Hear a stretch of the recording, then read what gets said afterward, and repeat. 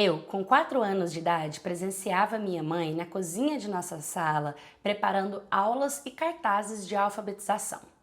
Ela fazia aquilo com tamanha energia que me dava interesse de entender e compreender o universo que ela vivia, e eu sempre perguntava, eu sempre questionava, e ela sempre me explicava aquela situação.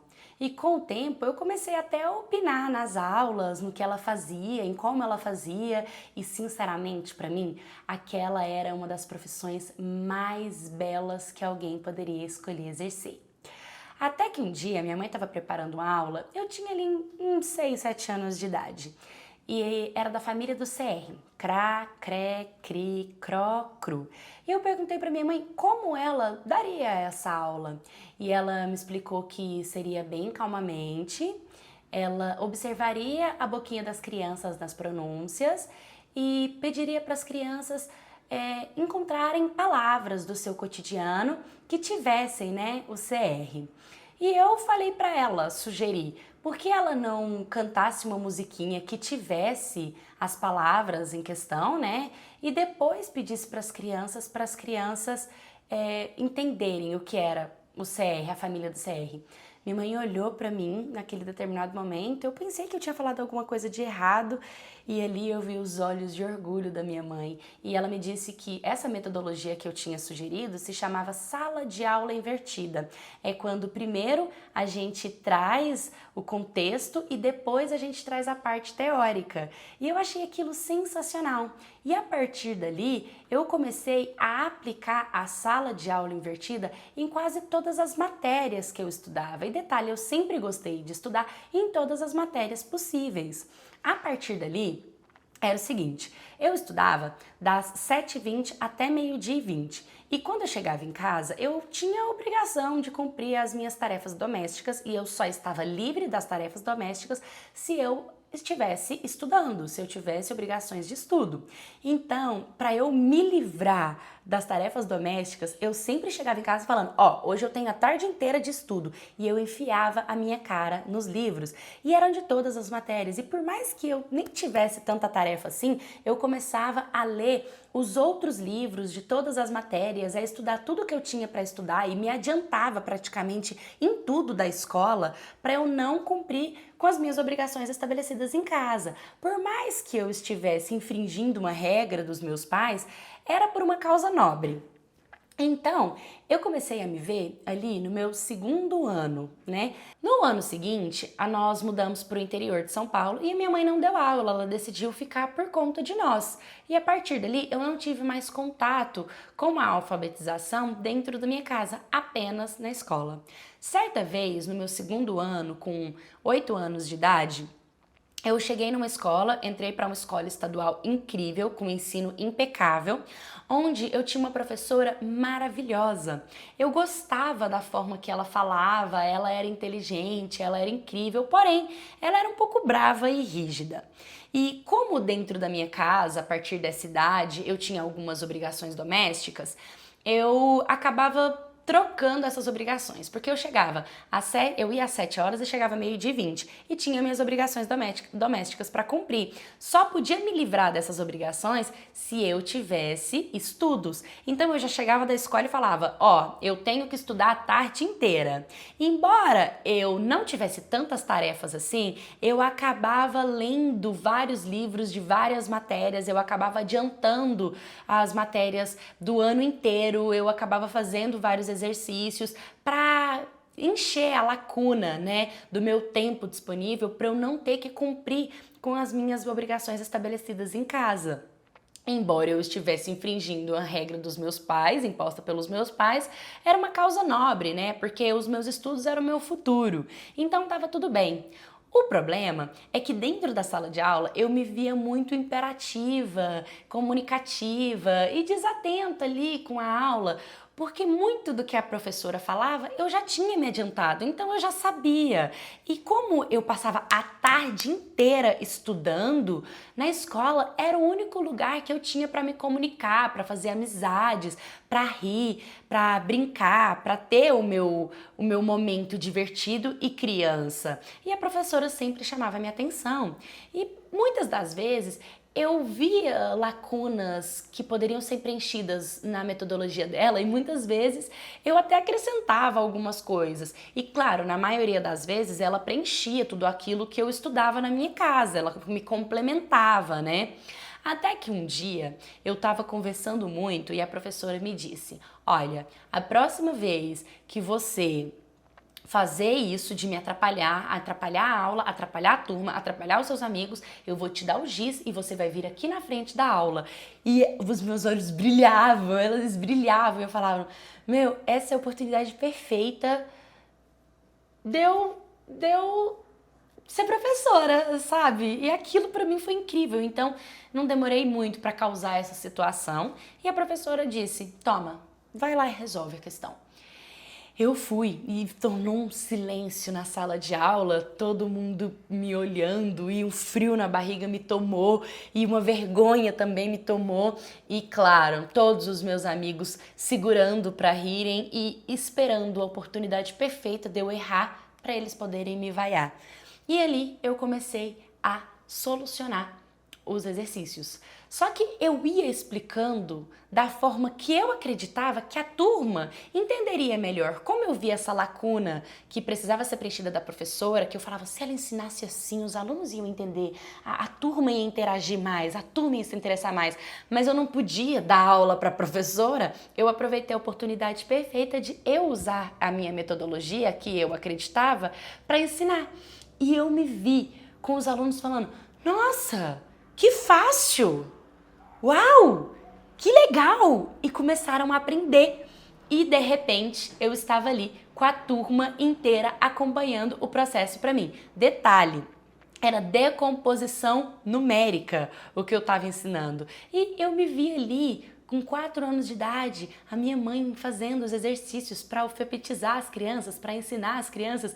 Então, como eu já tinha aquilo, sabe? Foi muito grandioso para mim. E eu ensinando no quadro e passando tudo e todo mundo me acompanhando. E detalhe, eu resolvi as 9 questões que estavam na lousa e ainda dei tempo das pessoas tirarem dúvida comigo. E a galera tirou dúvida e no final não tinha mais nenhuma dúvida em questão. Eu olhei para o professor e falei, pronto, tá resolvido.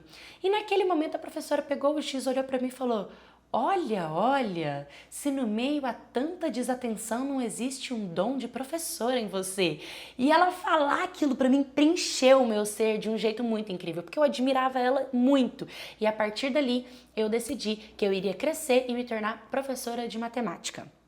O tempo foi passando e a professora começou a me convidar para ser auxiliar dela. No outro dia teve, por exemplo, relevos e montanhas, né, em geografia, e ela pediu para que eu auxiliasse ela com os meus companheiros, com os meus coleguinhas, com os alunos dela, e eu comecei a auxiliar a professora em diversas matérias, por conta de eu já ter adiantado e da minha metodologia ser uma metodologia de ensino interessante. E aquilo para mim foi me preenchendo cada vez mais. E eu me tornei uma menina que ajudava muitos professores. O ano foi passando, o tempo foi passando e nada disso mudou. Embora no meu 6º ano eu tive que mudar para uma escola mais fraca. Mas isso não mudou o fato de eu ser inteligente, de eu ser boa nas matérias, dos professores reconhecerem o meu talento. Eu sabia que seria um sucesso garantido. Quando eu comecei a crescer ali no meu ensino médio, eu comecei a buscar o que eu realmente gostaria de fazer. E embora dar aula era algo que me tomava, e eu não queria dar aula apenas de matemática, eu já me via dando aula de todas as matérias, eu fui estudar um pouquinho a universidade e existia uma universidade que ela era uma federal e se tornou uma USP. E eu fui estudar todos os cursos que tinha lá e simplesmente me encantei por engenharia química. Então eu decidi que queria estudar engenharia química. Aos meus 18 anos eu terminei o meu ensino médio e fui procurar um cursinho. Entrei no melhor cursinho da cidade e comecei a estudar. E ali foi onde eu me vi totalmente perdida.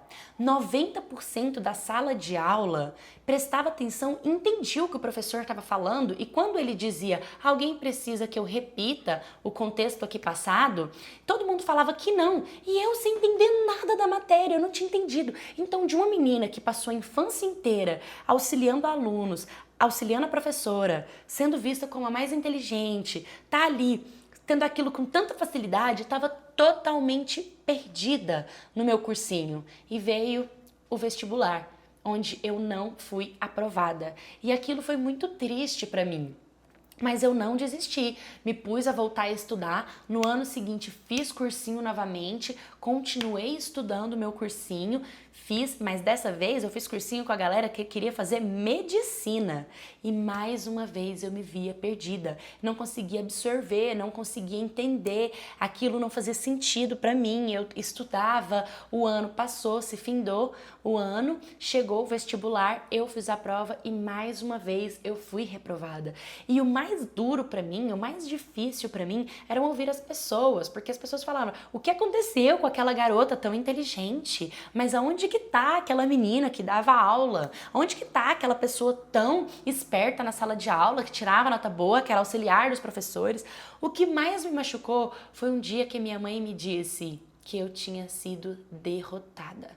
Aquilo para mim mexeu muito com o meu coração. E eu comecei a perceber como o amor das pessoas eram frágeis e estava tudo muito envolto do que eu tinha para dar, do que eu tinha para oferecer, da minha inteligência. A partir do momento em que eu mostrei fraqueza, as pessoas também demonstraram fraqueza. Elas não me amavam por mim mesma, elas me amavam pelo que eu era, sabe? E aquilo também foi muito desgastante para mim. Até que eu decidi arrumar um emprego de nível médio para ganhar um salário básico, para tentar, dependente de qualquer pessoa, seguir em frente, seguir a minha vida e seguir, sabe, o meu caminho, a minha vida. Com muita tristeza no meu coração por não ter passado, mas foi algo que ficou em mim. Com 23 anos me casei, com 25 anos tive a minha primeira filha e com 26 anos eu tive o meu filho. E por incrível que pareça, depois do nascimento dos meus filhos, eu criei uma força interna dentro de mim jamais vista. E foi onde eu retomei todas as minhas forças para conquistar aquilo que eu tão sonhava. Dessa vez, eu decidi prestar vestibular para matemática e passei. E ali eu comecei a exercer. Com 4 meses de formada, eu decidi prestar um concurso público no interior de São Paulo, onde eu passei e fiquei em segundo lugar. Atualmente, eu já tenho bem mais idade, eu consegui fazer outras faculdades, como por exemplo, licenciatura em Física e em Filosofia. Comecei a dar aula, hoje eu dou aula para o 9º ano, para o 8º ano, também dou aula para um instituto privado em outro interior de São Paulo para mais 2 turmas. Tenho estudado bastante, fiz pós-graduação em federal em gestão escolar, em psicopedagogia, em psicanálise e estou terminando a gestão educacional. E atualmente, o que para mim era o sonho, passar no vestibular, é realmente dar aula para um instituto da Universidade Federal. E para mim é uma grande realização de sonho. Eu penso em continuar estudando eternamente e jamais diminuir os meus horizontes, sabe? Porque eles se ampliaram e eu amo o que eu faço, eu sou apaixonada no que eu faço, eu amo que eu vim dessa criação desde a minha raiz, desde a minha essência, desde a minha mãe, desde a minha casa. Eu tenho histórias incríveis para contar e esses episódios que eu passei ruim foram apenas para me fortalecer, porque atualmente eu tenho tudo que eu quero, tudo que eu sonho, eu amo a minha profissão e eu sempre digo, quando a mente se expande para algo maior, ela jamais volta pro tamanho original. Oi, My Cats, tudo bem com vocês? Eu achei essa história simplesmente encantadora. Para você que me mandou essa história, eu não consegui usar todos os termos acadêmicos que você mandou, porque eu vou começar minha faculdade ano que vem, aí eu vou conseguir, sabe, trazer todos esses termos. Mas achei incrível a sua história de superação. Meu pai sempre fala que quando a gente chega num nível de crescimento, de vitórias, de coisas boas, precisa existir algo, sabe, que nos ensine, porque a oportunidade de crescimento, a oportunidade de aprender alguma coisa está dentro de um problema. E se a gente não tem problema, a gente acaba não conseguindo expandir, crescer, né? A vida tem esses altos e baixos. E você passou por um momento de turbulência, porque realmente seria sua vitória se você não tivesse passado por esse problema, né? As pessoas desacreditaram de você e você foi lá e deu a volta por cima. Então, a sua história de superação é incrível, você deve ser uma professora maravilhosa, espero te ver nas universidades federais de São Paulo, que você seja incrível e que você tenha muito sucesso na sua carreira, que você inspire os seus filhos, que você inspire as pessoas e que assim como a sua mãe, a sua professora, conseguiu tocar no seu coração para você ser quem você é hoje, que você também consiga tocar no coração dos seus alunos para eles também quererem seguir essa carreira que é linda de professor, seguir o legado, né, que você deixar para trás e muito sucesso para você. E você já sabe o que você quer fazer? Você já estudou? Você cursou alguma faculdade? Tem vontade de estudar alguma coisa? Os seus pais te incentivam a algum estudo? Me manda sua história em stories do canal de @gmail.com. Deixe nos comentários o que você achou desse vídeo. Curta, comenta, compartilha, se inscreva. Um beijo e até o próximo vídeo.